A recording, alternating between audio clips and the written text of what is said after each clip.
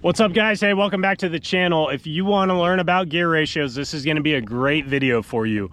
And when we're talking gear ratios, we're talking reels specifically.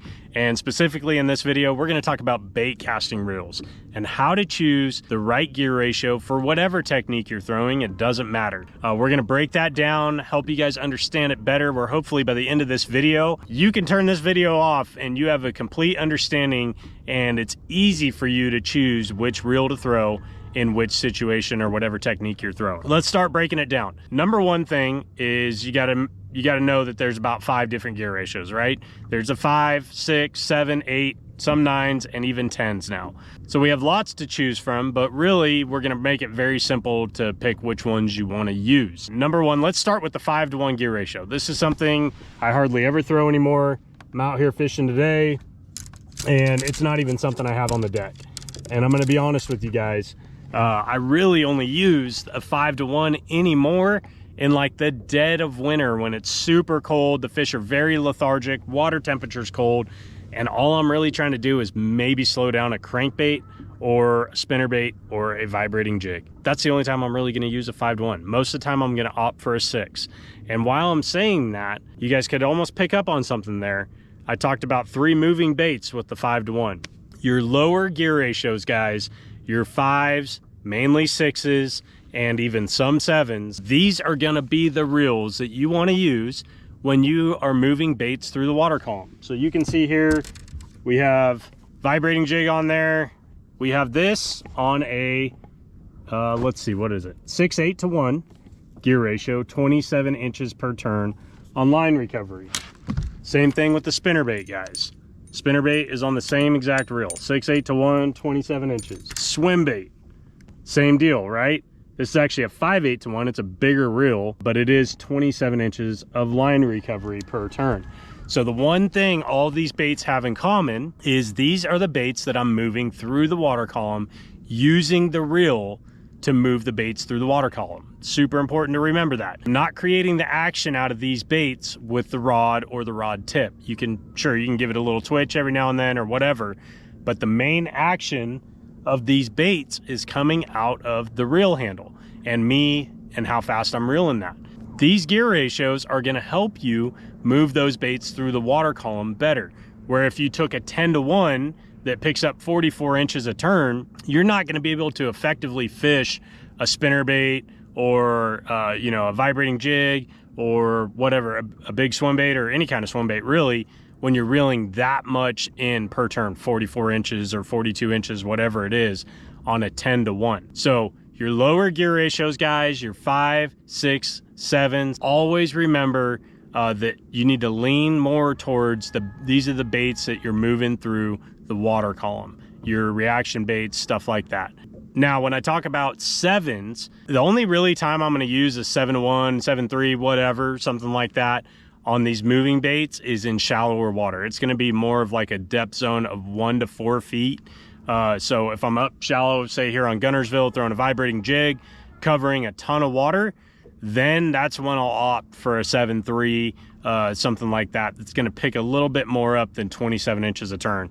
At that point, I'm looking for something maybe around 30, where I can have the trolling motor on a little bit higher speed, covering that shallow water faster. That's when I'll bump up to that 7-3. So hope that helps you guys with the lower ones. We're gonna next talk about the 8-to-1s, 9-to-1s, 10-to-1s. You can see here, I'll move some of these rods out of the way. My faster reels on the deck right now are a punching setup, top water, and a Texas rig. And so, well, that's a Texas rig too, but that's just a lighter Texas rig. And the thought process behind this is those 3 baits have no resistance in the water. I'm not using the reel handle to create the action against the water on those baits. Chopo a little bit, but it's floating, it's above the surface, or it's on top of the surface. It's not subsurface, so there's not a lot of resistance against it, so I can get away with a faster reel. The thought process is 8-to-1s, 9-to-1s, 10-to-1s, speed up your line recovery size, because all you're using these for is to pick up the slack that you create with your rod tip. Say I'm out here throwing a jig and I'm dragging it out in a little bit deeper water. I'm creating all the movement of that bait by dragging it around, right? and then I pick it up, pick up the slack with the reel handle, and I do it again. Drag, drag, drag, drag, pick it up, drag. So I want to be able to pick up that slack really quickly, whether I'm flipping, Texas rig, any kind of soft plastic, any kind of jig, stuff like that. Same thing with top water. I want to be able to cover a lot of water with top water. Faster reel is going to help you do that, and there's no resistance really against a top water bait. So you can have a fast reel, and a lot of times we're walking the dog and you're just picking up the slack with the reel as you twitch the bait. Jerk bait. This is another example, guys, where you're actually creating the action of that bait with your rod, right? Jerk, jerk, reel up, you're picking up the slack. Jerk, reel up, pick up the slack. So a jerk bait is another bait, or another technique that I want a fast gear ratio, because again, all the action is created out of the rod tip and what I'm doing with it. So I want a fast reel to be able to pick up that slack. Now, the one that always gets questionable, and where I have arguments with people about it, and I always feel like I'm right, could be wrong, guys, but my opinion on it is punching. A lot of people think that you need a really strong gear ratio for punching or heavy flipping, and my opinion is I want a really fast one, number one, so I can get the bait out of that spot and pitch it in the next one really quick and just be able to feel like I can cover more water efficiently doing that.